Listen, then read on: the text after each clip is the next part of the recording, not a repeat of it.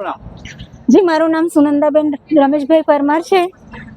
અમારી ખાસ આજની માંગણી છે કે આજ અમે આનંદિત છે કારણ કે માનનીય મોદી સાહેબ શ્રીની આજે બર્થડે છે, તો અમે માનનીય કલેક્ટર કચેરી આવ્યા છે અને સાહેબને ફૂલોના ગુલદસ્તાથી અમે શુભેચ્છા પાઠવી છે। તો અમે માનનીય મોદી સાહેબ શ્રીને એવું કહે છે કે ભારતની દીકરી, ગુજરાતની દીકરી તમારા આગળ નમ્ર વિનંતી કરી રહી છે કે અમને સમાન કામ અને સમાન વેતન આપો।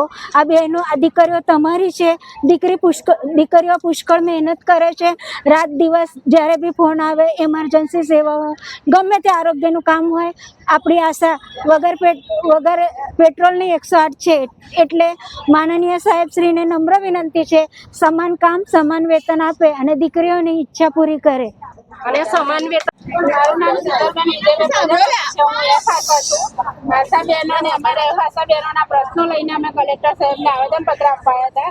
એના પહેલા અમે મિટિંગ કરી તો ડીડીઓ મેડમને મળ્યા હતા, ત્યારે અમે એ માંગણી કરી હતી કે આશા બહેનો, આરસીએચઓ સાહેબ એવું કહેતા હતા કે આશા બહેનોને મોબાઈલ પ્રોવાઈડ કર્યા છે, પણ આણંદ જિલ્લામાં કોઈ આશા બહેનને મોબાઈલ મળેલ નથી અને એ લોકો એવું કીધું છે કે ઓનલાઈન કામગીરી કરશે તો પગાર નક્કી થશે આજ પછી। તો એ વસ્તુ શક્ય નથી કે આશા બહેનોને કોઈ મોબાઈલ પ્રોવાઈડ કરેલ નથી। એમને સમાન કામને સમાન વેતનનું કહે છે તો ફિક્સ પગારમાં જ કરે, એ રીતે બધાની માંગણી છે।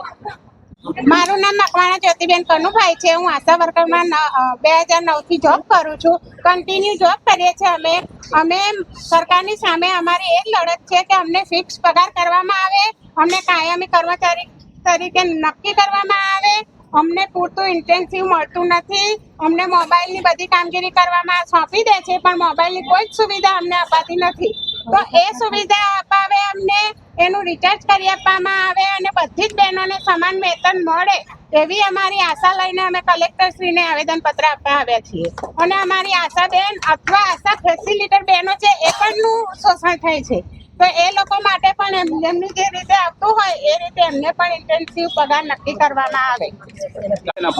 કૈલાસબેન ગોપાલભાઈ ઠાકોર મારું નામ। તમે વિરોધ પ્રદર્શન કર્યું છે, આવેદનપત્ર આપ્યું છે, શું માંગણીઓ છે? અમારી માંગણીઓ એ છે, પહેલાં તો હું મોદી સાહેબને જન્મની શુભેચ્છા પાઠવું છું। મારી આશા તરફથી બધા અમે જન્મદિવસની શુભેચ્છા પાઠવીએ છીએ, પણ અમારી માંગણીઓ એવી છે કે સમાન કામ સમાન વેતન।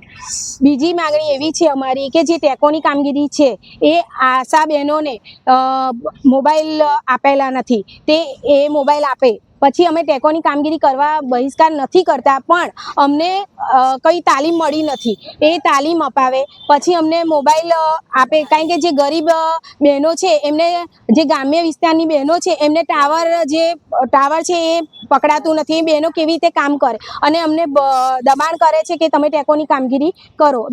બીજું કે અમને સમાન કામ સમાન વેતન અમને ચૂકવે। અમે 2009થી જોબ કરીએ છીએ તો અમને ફિક્સ પગાર કર્યા નથી, મામૂલી ઇન્સેન્ટિવ આપે છે અમને।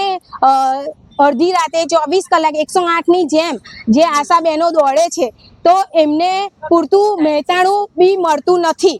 જે પ્રસૂતિ APL BPLનું બધો ભેદભાવ હોય છે અંદર, તો એ અમારે દૂર કરો।